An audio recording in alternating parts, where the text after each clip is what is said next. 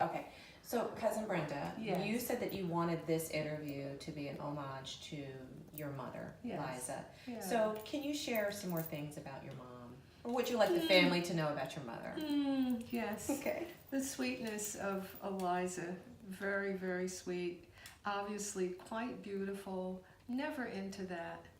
Never into, and I'll just say it, never into the colorism, you know, never into any of that stuff. Just a really loving parent, you know, never favoring any one of her kids. And I love this photo of her in the apartment. I loved our apartment at 146th Street, which is why I'm doing this tour, and yes. starting there. Yes. And this is Liza, and I always called her Mama. This is Mama when I was 10. She had me when she was 40, so she would be 50 on this photo. Wow. And you see this incredibly beautiful shock of white hair in the front. And she tells us that she had white hair, a white streak ever since she was about 10. Wow. Yeah, Wow. yeah. That had to be beautiful. Yeah, and what was so interesting is both Liza and I are Libras. Okay. I'm October 11th, she was October 17th. Oh, wow. And I always feel this incredible affinity with her because she had wanted to be a dancer. Wow. And then I became that. Wow. Yeah. Now, when did you know, when did she reveal to you that she had always wanted to be a dancer? Do you Actually, remember? she must have told us stories about that maybe when I was a teenager.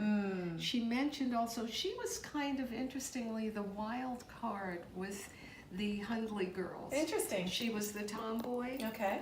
She was the one, something about some sailor or something, and she was young. I mean, she Okay. was a kid, but she wanted like to dance with him or something like Okay, that. Some okay. very innocent Yes, yes, yes. story. Yes. But somehow she had wished that she could be a dancer. Wow. Yeah, Wow. yeah. And she was always so supportive of everything that we did. Wow. So the fact that I had been this wonderful student, it wasn't as though, well, then you have to be a lawyer or you have to be a doctor. It was like, oh, my daughter, and she's graduating from college magna cum laude, you know, which I was. And, oh, my daughter, she's in Europe, you know.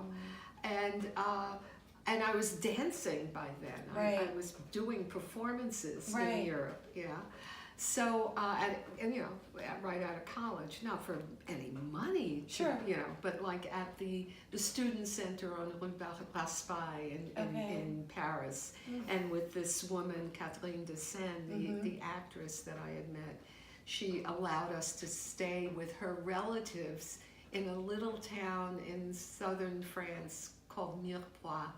And we stayed there, and they said, I mean, a mansion kind of house with an Italian family that had been working for this French family for generations, right? And made these incredible meals. But they also had like a huge living room, and Kathleen's brother came, and I did a performance for the friends. You know, it's like, it's Isadora Duncan, it's Josephine Baker, or whatever. But I'm doing real, you know, what I knew, which was modern dance based on, largely on ballet. Yes. You know. So she was always just very So supportive. supportive, totally everything. supportive. Yes. Yes, yeah. And she, I'm going to jump to age 90. Yes. Or no, I'm actually going to jump before that to Liza. I'm 35 on this photo. This is my sister Tina, Christine, my dear sweet brother George, my pal, Brenda, and Liza.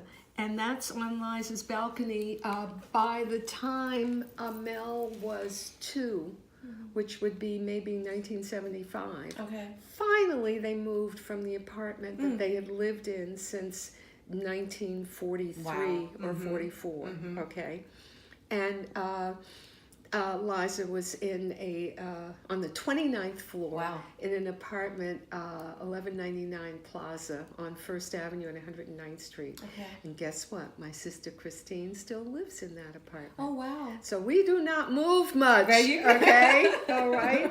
Right. And this is on the balcony. Liza loved that balcony because it overlooked the river. You know, this is all the way on First Avenue between Okay. 109th and 110th Street. And I mean, she could see like Roosevelt Island. She could see the river. She could see whatever.